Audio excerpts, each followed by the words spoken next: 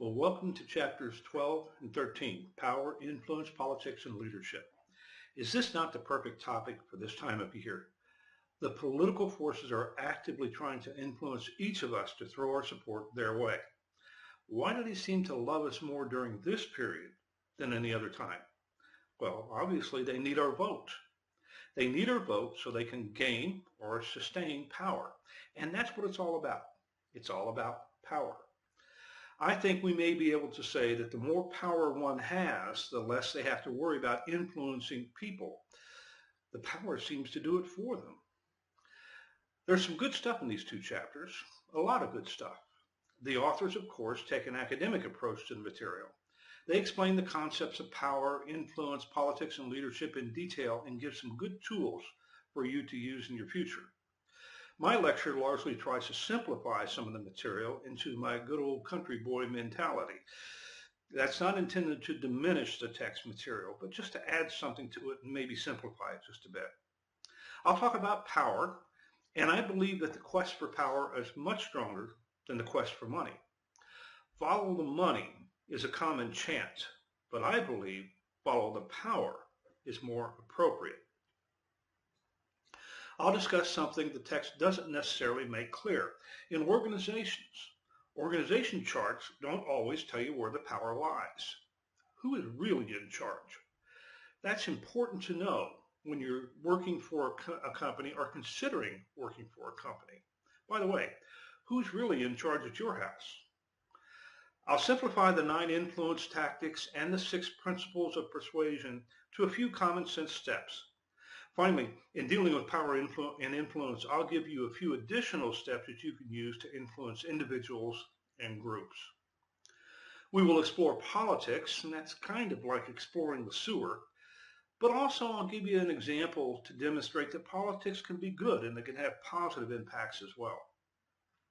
We'll talk briefly about first impressions, and then we will dive into leadership, which is an ocean unto itself. You know, one of my goals in these chapters is not necessarily to teach you all about these topics because that's impossible. They are simply too big.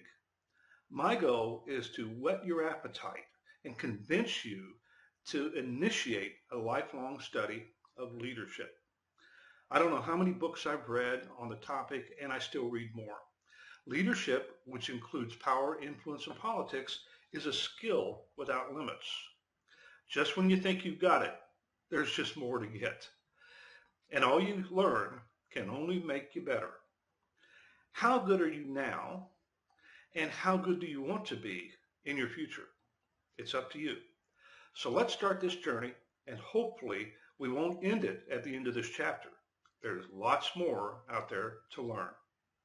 Welcome to chapters 12 and 13, Power, Influence, Politics, and Leadership.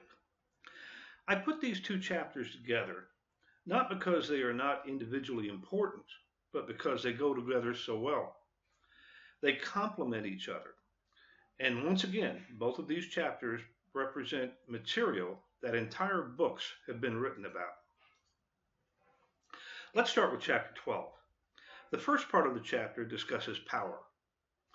It includes definitions and discusses some of the characteristics of power. Then the authors discuss influence, and they link power to influence by discussing empowerment. Empowering people to exert influence on others and on situations. But keep in mind, empowerment is merely the distribution or assigning of limited power to other entities. The ability to do that still lies in the hands of the entity with the original power. And finally, the authors discuss politics and how that controversial topic works within the organization. Let's dwell on power for a few minutes, and as you might expect, let me give you some of my own perspectives. When trying to discern the cause of a problem, many would advise, follow the money. I'm sure you've heard that. The implication is that money is always the motivating source and the root of many problems. If we can find who or what is seeking the money, we can discover the root of the problem. I suppose there may be some truth to that, but I have always said, follow the power. I believe the quest for power is a greater motivating force than money. Most understand that generally with power comes money, but one doesn't necessarily achieve power if they have only money. The acquisition of power is a strong force, and how power is wielded is even stronger. So, is power good? Well, the text defines it as, quote, the ability to marshal human, informational, and other resources to get something done, end quote. I guess if you want to get anything done, power is good. And just as obvious is the realization that someone has to have power. I can't think of any situation where someone is not in charge.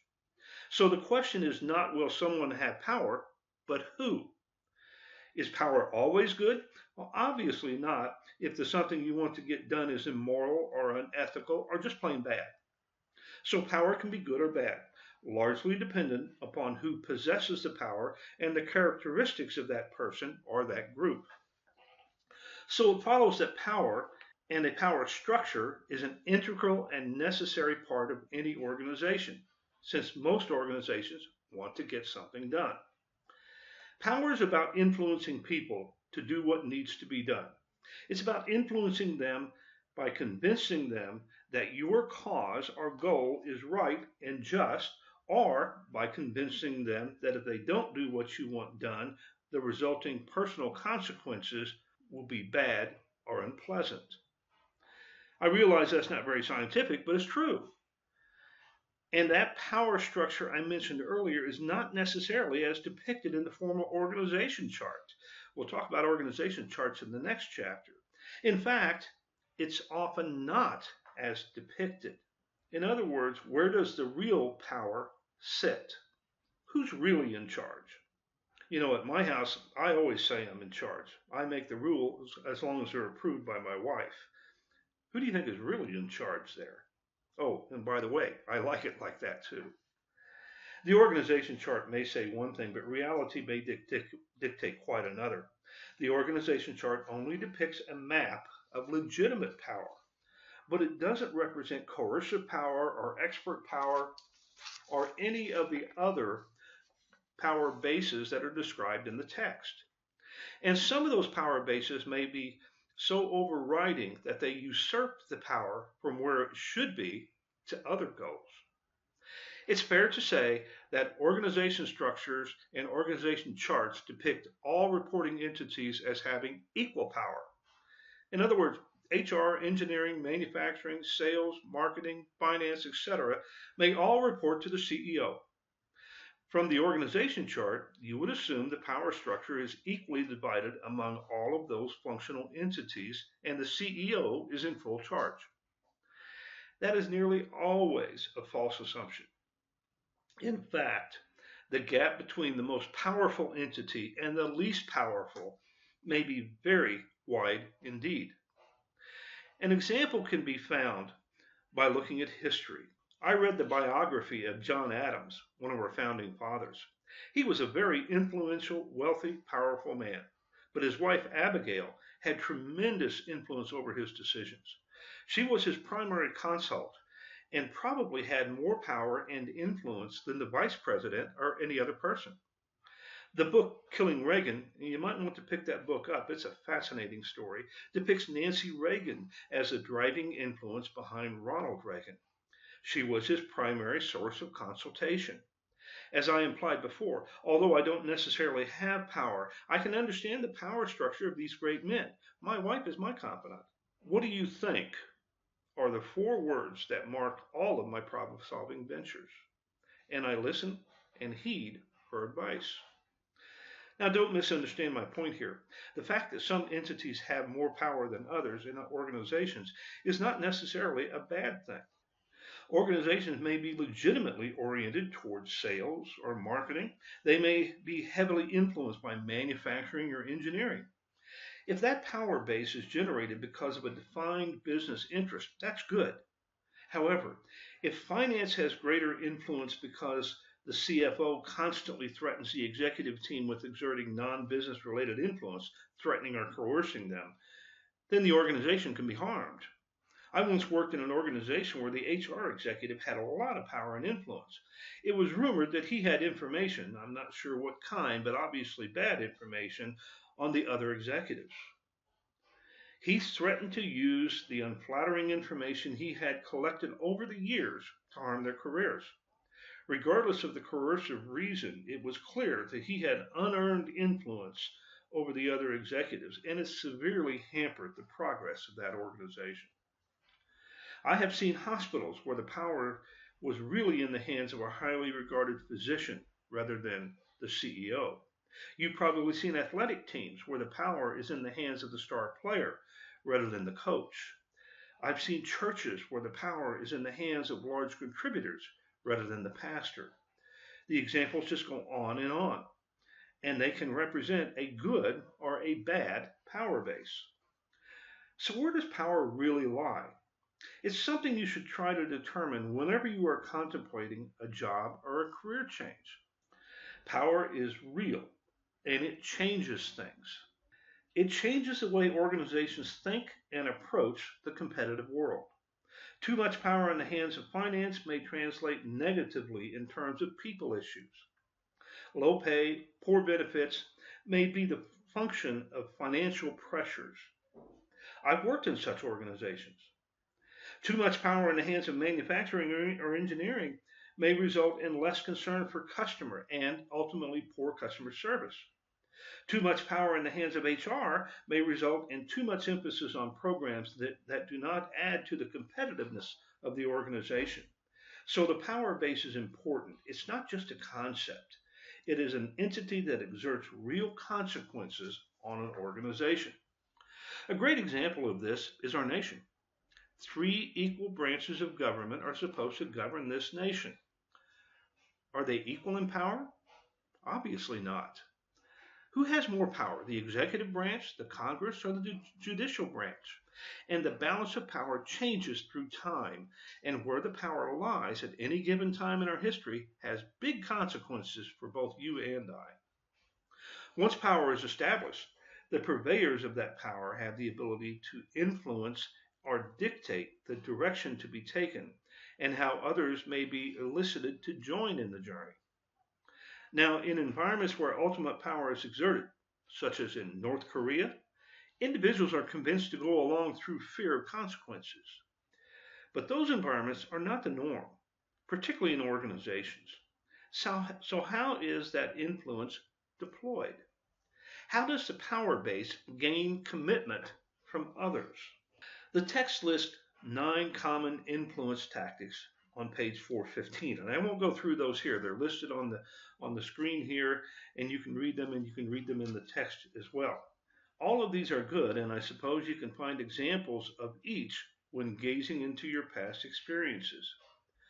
But when trying to influence others, I have always believed that all of us who are being asked to make a commitment are really asking only one question. What's in it for me? If you can't answer that question satisfactorily for people, you cannot convince them or influence them to do what you want them to do. Now, it sounds like I believe people are selfish, doesn't it? Not really.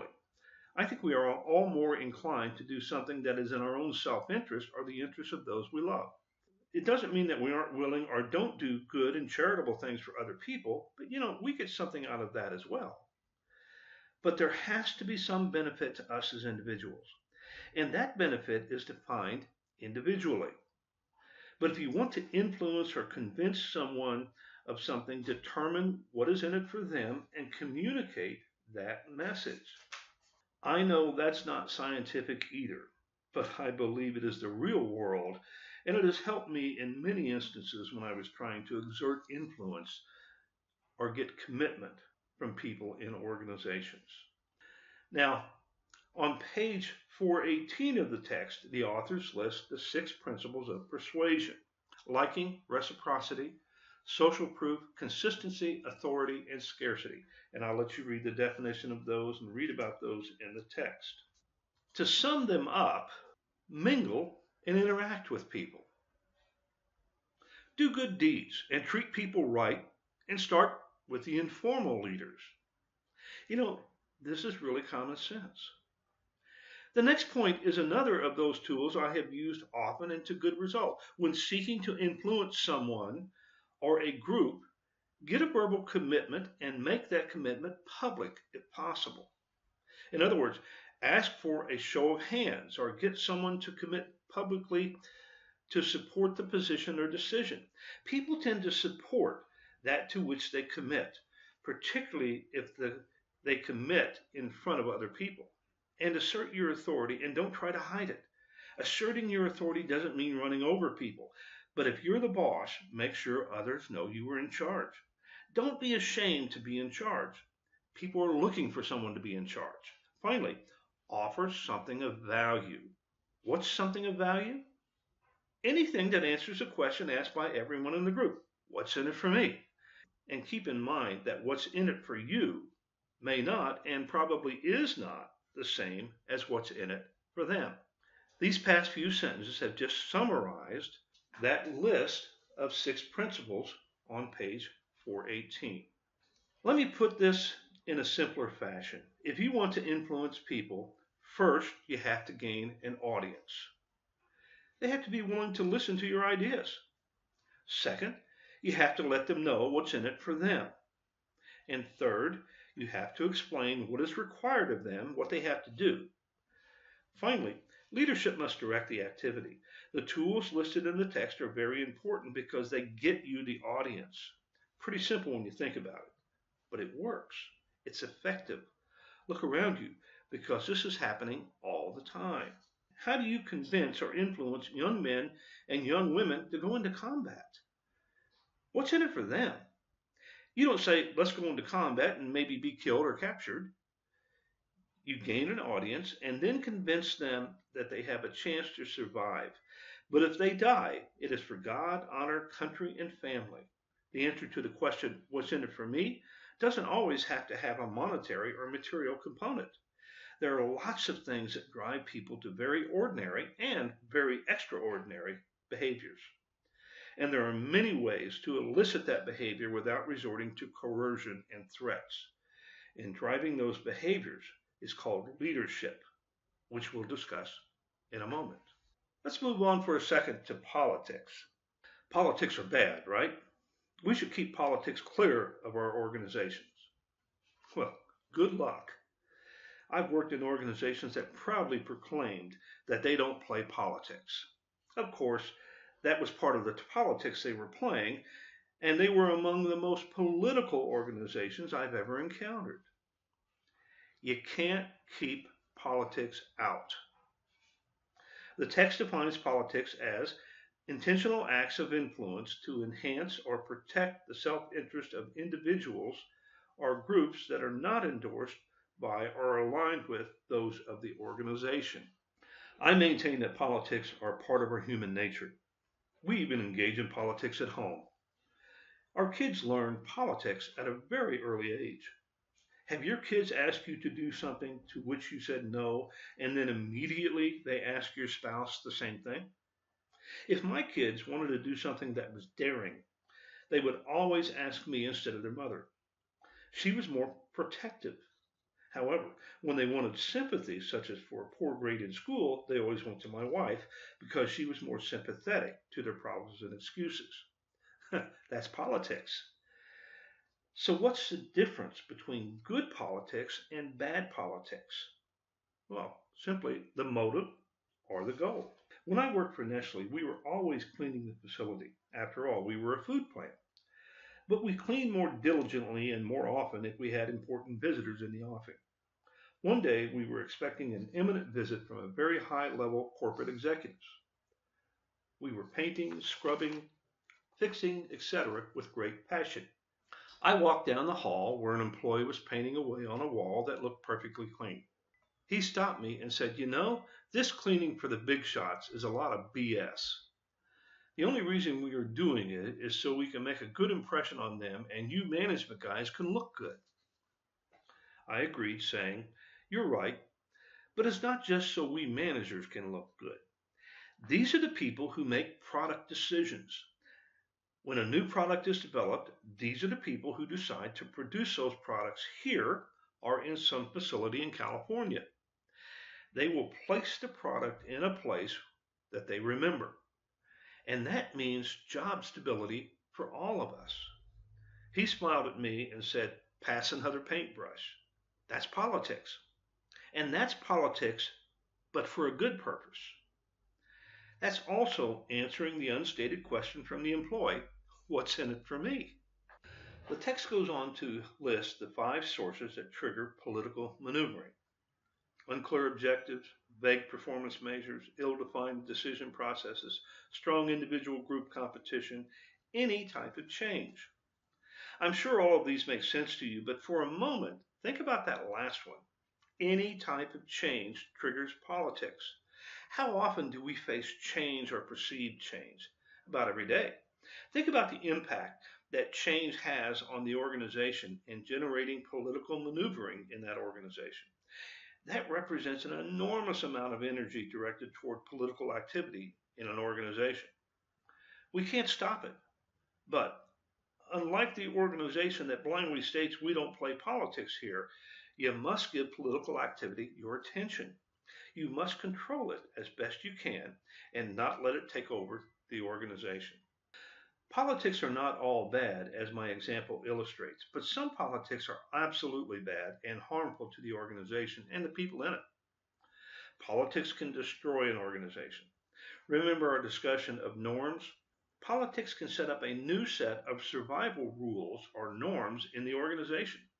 Politics can establish a new set of norms that are contrary to the stated values and purpose of the organization.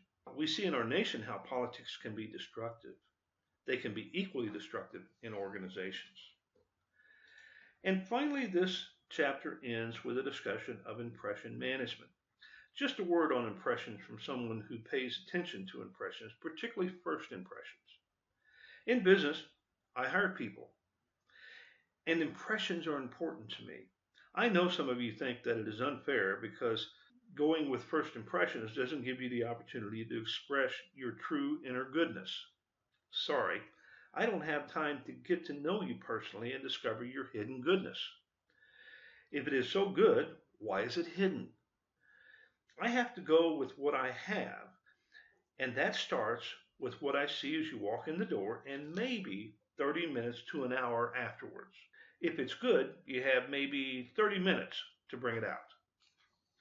When people ask me what they have to do to prepare for an interview, I ask if they want to know what to do to get through the interview or what to do to excel in the interview. Go the extra mile and make an impression. Don't walk out wondering if you made a good impression. Be sure of it because there was nothing else you could have done. You should never have to ask how to dress for an interview. Dress up. Wear a tie if you're a guy. You can always take it off, but you look pretty stupid trying to put one on in an interview.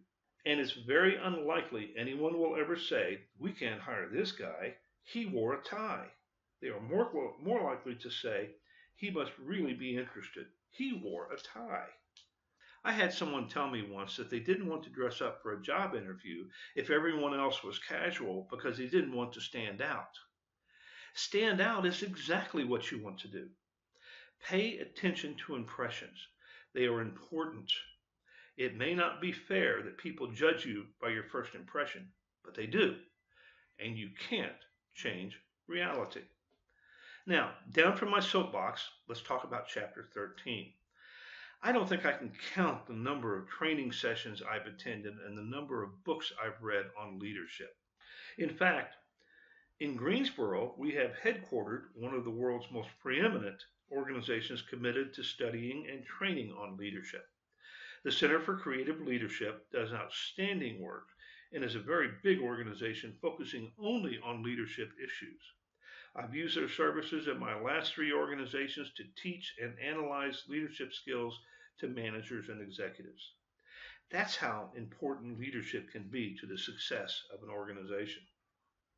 The authors define leadership as a process whereby an individual influences a group of individuals to achieve a common goal. I like a different definition. Leadership is getting people to want to do what should be done. Regardless, it should be obvious that leadership is not about doing something yourself or merely directing something. It is about getting others to want to do it. Back to chapter 12. It's about influence. It's about getting an audience and answering the what's in it for me question. On page 444, the text discusses the light side and the dark side of leadership.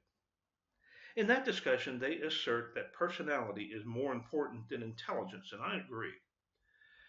When they assert displaying the dark side traits tends to result in career derailment, being demoted or fired, you definitely want to avoid these traits, end quote. I agree you want to avoid them, but I don't agree that they derail careers. There are many dark side leaders at work in our organizations and governments worldwide today. They haven't been derailed. They have risen to positions of prominence. I only wish that those people could drop out of existence, but that only happens in theory, not in real life. Some are derailed, but some rise as well. Is it possible that some of those dark side leaders were actually on the light side? I sound like a Star Wars script, don't I?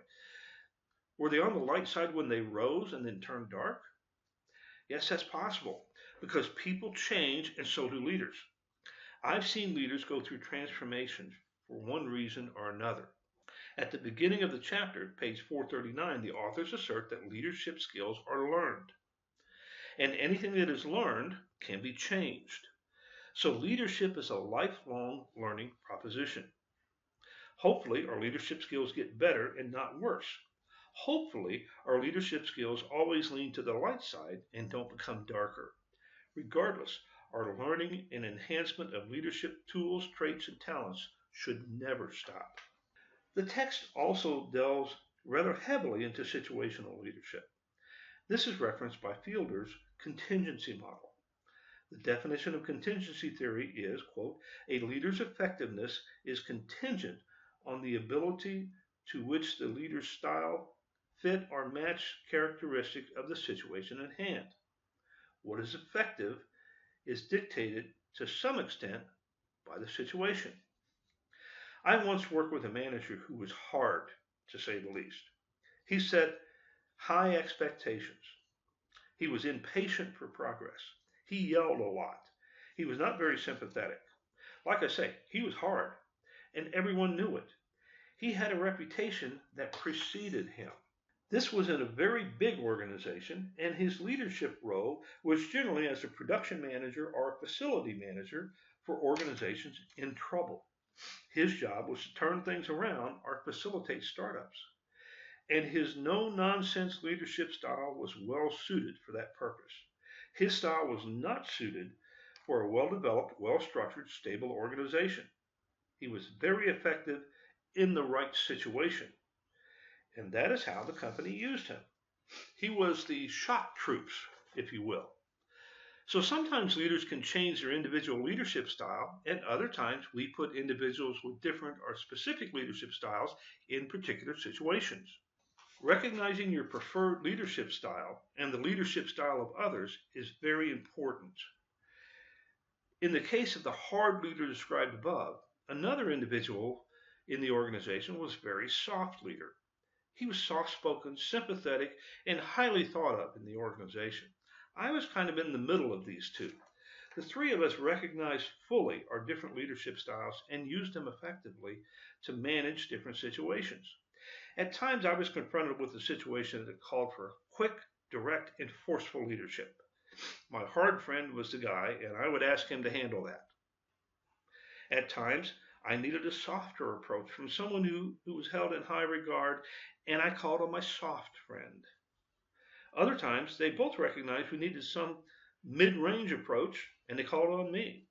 Now, obviously, we didn't do that every day and in every situation, but we constantly consulted with each other and asked each other's advice as to what was the best approach to handle in a particular situation. Leadership is an art, not a science, and we consciously practice the art of leadership. The text has a great discussion on situational theories.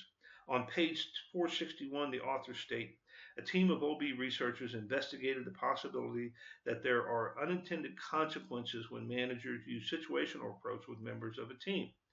Study findings revealed that treating group members differently resulted in some employees feeling that they were not among the leaders in group.